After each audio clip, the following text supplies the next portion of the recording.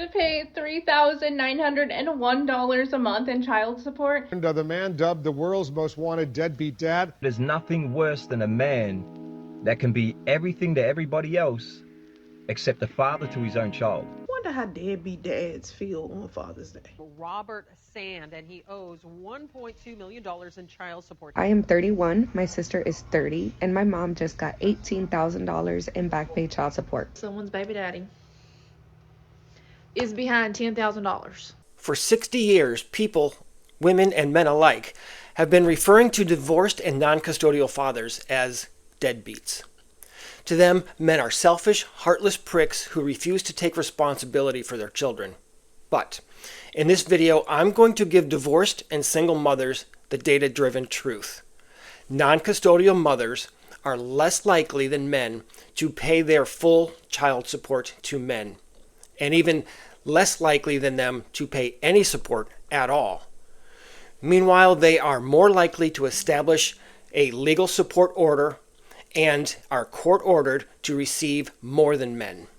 I'm about to break down the real numbers behind child support payments, the political rhetoric and lies that often follow men everywhere they go, and follow it all up with my response to divorced and single mothers. So stick around because I'm diving into what no one else is reporting. Women are far more likely to be deadbeats than men. I've gathered a lot of data on child support and its enforcement, all of which I will link in the video description. I highly recommend checking some of it out. Everything from the census reports and data to actual data files, news coverage, and even White House briefings. So if you're new here, welcome and thank you. I sincerely mean that. My name is Todd. I'm a psychologist, an author, and a men's advocate. I make data, theory, and psychology-driven videos like this one to give guys the evidence they need to stand firm in their values and to respond effectively when women and society try to paint them as cheap, selfish men who turn their children into unwanted bastards. Our last video, the breakdown of divorce statistics and how it affects modern men's dating, exploded. I cannot believe the response that it got. Over 30,000 views and more than 1,000 new subs joined because of that video. All of that new to this community because of it. So I've heard from so many of you who finally feel seen, and it's exactly why I started doing all of this. So thank you to all of the new subs. Seriously, tremendously. And if you haven't already, you can also watch my deep dive into the divorce industrial complex that I did several weeks ago. It's a policy-laden dive into how the decades-old system treats men before, during, and after divorce. So I hope this content earns your subscription because we are just getting started. Now let's see how close we can get to 4,000 subs by the end of the year. I know I went from hoping to get 1,000 to now making that stretch to 4. That's how much faith I have in our community. Because I want to get all of this information into the hands of as many men as possible who desperately need it. Okay, so let's start with the data like we did in the last video. And we'll have a look at the most accurate numbers from our best sources in 2017 and 2022. And as I had done before, we'll move my notes up here. So I'm going to review data in 4 parts coming up here. And then I'll add those as chapters for those of you who want to skip past and into the parts that are most meaningful to you. So we'll have a look at who is paying any child support at all, who is legally ordered to pay child support, who actually receives higher levels, higher amounts of support, and who is legally ordered to pay more, men or women, mothers or fathers. So let's start with this one here. Who is paying any child support at all? Is it men or women? What we find, I'll put some overlays up here as well, some easy to read charts for you if you are watching rather than just listening. What we find is that men are more likely than women to pay the full amount of ordered support, and men are also more likely than women to pay any amount. So from 2017 CPS data, that's the current population survey data from the United States Census, which looks at custodial parents who were supposed to receive any payments in 2017. And what we learned from that is the proportion who received the full amount. Custodial mothers, 46.4% of them received the full amount. Custodial fathers, 43.1% received the full amount. That is not a statistically significant difference, but it does indicate, actually not indicate, it gives us the evidence that fathers are more likely to pay the full amount than are women who are paying child support to the father. Regarding the proportion who received no payments at all, 28.7% of custodial mothers received no child support payments at all. Meanwhile, 38.4% of custodial fathers received no payment at all. That's 28.7 versus 38.4%. So in 2017, custodial fathers were more likely to receive nothing at all, which implies non-custodial mothers were more likely than non-custodial dads to pay nothing. Now let's have a look at who is actually awarded child support. And what we get, I think this is we're moving into 2022 data at this point, government census data. Approximately 30% of custodial fathers are awarded child support. 30% of non-custodial dads are legally awarded support, compared to 55%, 30% compared to 55%. And a little more detail right here, about 43.2% of custodial mothers had a child support order or agreement in place. This is 2022. Just over 43% of mothers had a child support order in place. Comparatively, 33.4% of custodial fathers have a child support order or agreement in place. So women, divorced mothers, single mothers are far more likely than men to actually have far more likely to have a child support order in place.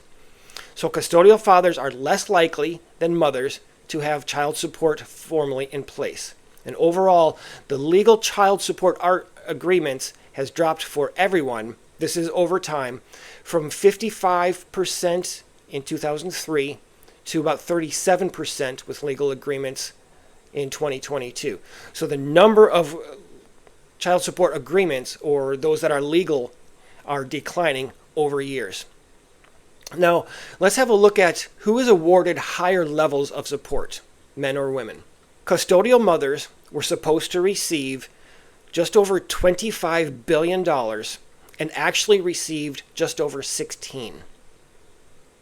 Conversely, custodial fathers were supposed to receive about just under $5 billion and actually received $3 billion.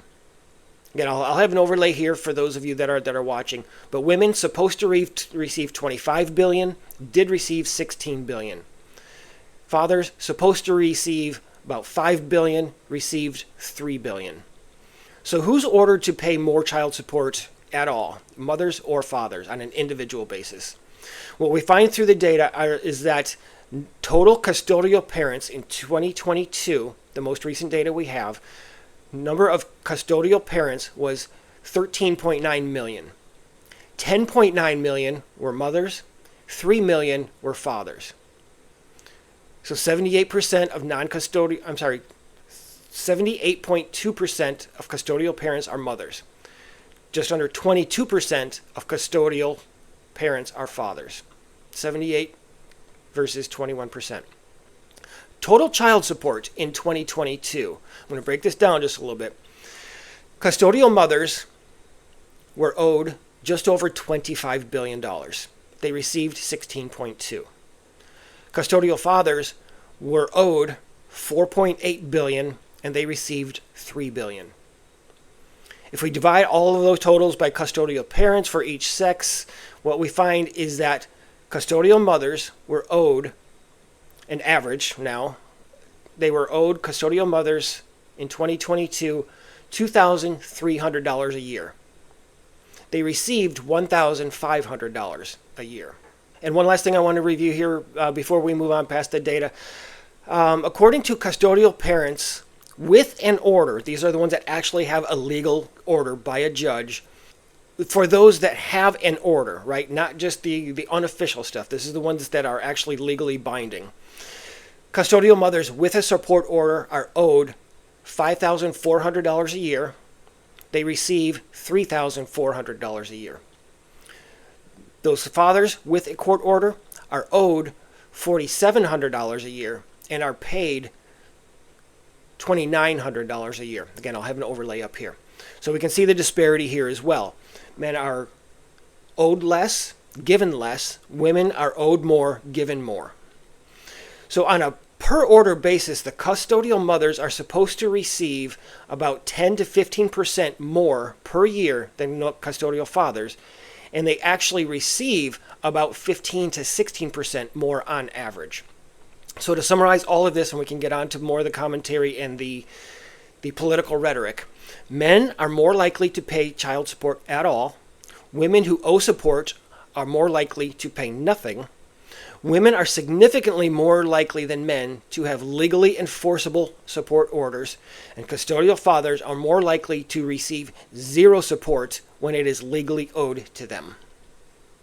One more thing, when support is ordered, mothers receive noticeably higher average amount than fathers do. So those are the facts. Men overwhelmingly shoulder the burden of finances, and fathers are the ones most abandoned by the system. But if we listen to our politicians, you'd think that this was a crisis that was caused by nothing but deadbeat dads. So let's now talk about the narrative and how it plays out in the political arena from former presidents Joe Biden and Barrack Obama. Let's start with Biden. So as a U.S. Senator, Biden publicly framed unpaid child support as a policy failure that the government needed to crack down on. By the way, I'm in the middle of 10 laws that built up the child support system. I'm in the middle of that. Find some of those videos in this ongoing playlist in my videos as well. So in Senate remarks, Biden referenced going after what he referred to as deadbeat dads and aligning child support enforcement with accountability messaging. He repeatedly connected child support enforcement to his broader campaign for bankruptcy reform. And Biden was a lead champion of the 2005 Bankruptcy Abuse Prevention and Consumer Protection Act, which made personal bankruptcy significantly harder, especially for working and middle-class Americans. Under that law, child support and alimony, which I haven't even gotten to yet, child support and alimony became priority debts, making them more difficult to escape in bankruptcy. Supporters argued that the law strengthened child support enforcement by preventing parents from wiping arrears. Critics, meanwhile, argued that it disproportionately harmed indebted fathers and limited their options to recover financially. The law imposed strict means testing and worsened financial vulnerability for non-custodial parents who were already paying support. Many analysts wrote that the bill, increased debt loads and reduced fresh start recovery options for struggling fathers. Meanwhile, media and commentators often summarized Biden's role as cracking down on deadbeat dads, a narrative that they focused on as positive. Though that phrase comes more from interpretation than direct quotes, I will admit that. And despite that reputation, Biden has used explicit deadbeat dad rhetoric in modern speeches, including in his 2020 campaign. However, in the broader political arena, Obama, not Biden, is associated with the cultural messaging around absent fathers. Biden's influence was primarily structural and legislative, not moral or cultural storytelling, especially via bankruptcy reform. So let's review Barack Obama's messaging on fatherhood and what he refers to as absent fathers. In a major 2008 Father's Day speech, Obama declared that responsibility doesn't end at conception. I believe that's a direct quote.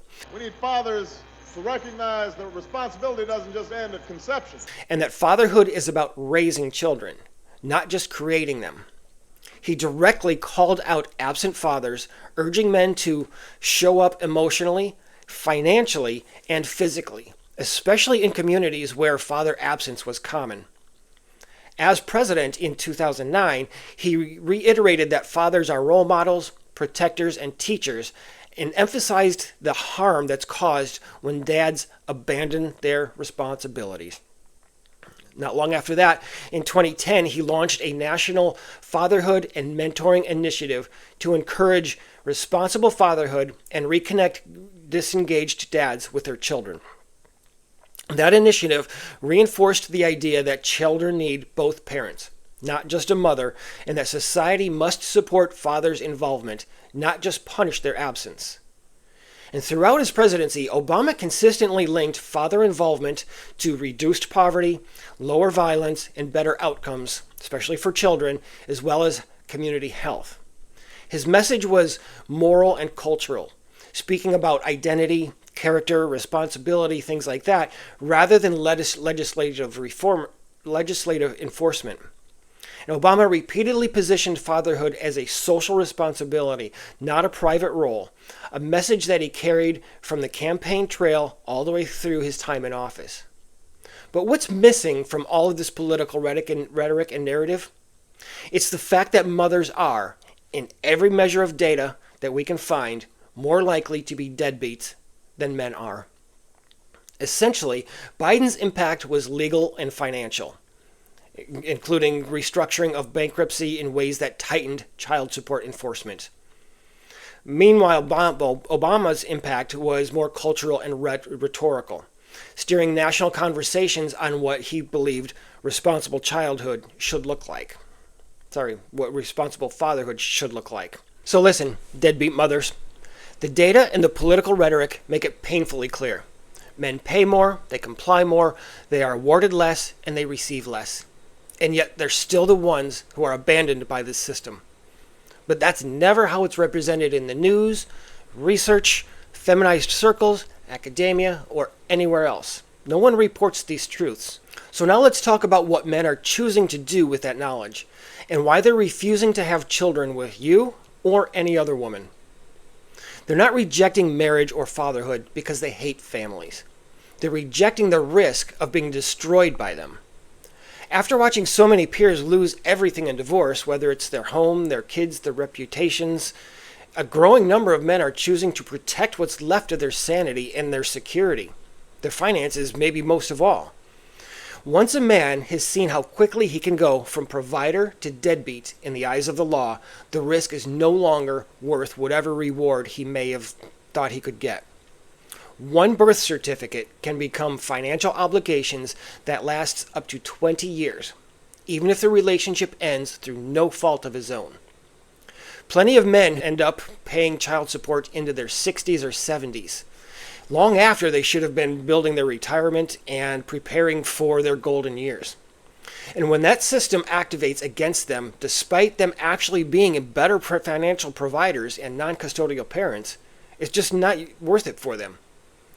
Yes, a man can be jailed in the United States for falling behind on payments. But how many women do you know who are without a driver's license or in jail because they're behind on support payments? That's right. Millions of men have lost professional licenses, driving privileges, and many of them are unable to relocate even for work to rebuild their life because of these financial obligations. He may drown in lawyer fees for years. He's changed to court dates, paperwork, hearings, all of which keep him financially bleeding and emotionally busted. So he's forced to stay connected to a woman who wants nothing to do with him except his paycheck. And the ultimate cruelty, after paying thousands, sometimes hundreds of thousands of dollars, after sacrificing everything, is that his legal access to his own children is tightly limited, severely restricted, always under the threat of more payments and easily weaponized against him. He's paying more for a life that he's no longer allowed to live. He misses dance recitals, school plays, PTA conferences, soccer practices, bedtime stories, everything. Because paperwork says he doesn't get to be there. He only gets to give money. Or how about a guy like this? One who meets a new wife at 41 years old. He's getting a fresh start. But she already has 2 teenagers who don't want a stranger stepping into their house. So he's expected to fund and support his original children, and also a new family that's not his, knowing that if things fall apart again, he's right back in court. Now with even more financial shackles and potentially no children of his own, to justify the sacrifice. So divorced and single mothers, men are paying attention now more than ever. They see that men already pay out more support than women do, that they are far more likely to pay anything, and that yet somehow they're still the ones branded as irresponsible. Meanwhile, they see their friends selling motorcycles to make payments. They're living in small studio apartments that doesn't even fit their children when they're lucky enough to have them visit. All while their ex lives in the house that they paid for, maybe for decades. They see men who were once loved suddenly treated as disposable. They see the legal system assume guilt first and dignity last. So, more men are stepping out. That's one of the simple truths. They don't want to spend the second half of their lives recovering from the first. Guys have seen what happens to other men who play by the rules. The guys who marry and they provide and sacrifice, only to be told that none of it matters once she walks away, once you walk away. For a generation of men who are learning that they're not the real deadbeats, all of this is a game changer. Because they're tired of the entitlement that comes with mothers' demands to have all of the rewards and the sympathy with no accountability or acknowledgement of the truth when it comes to child support. And to the fellas, I'm not here to tell you who you should and should not be in a relationship with.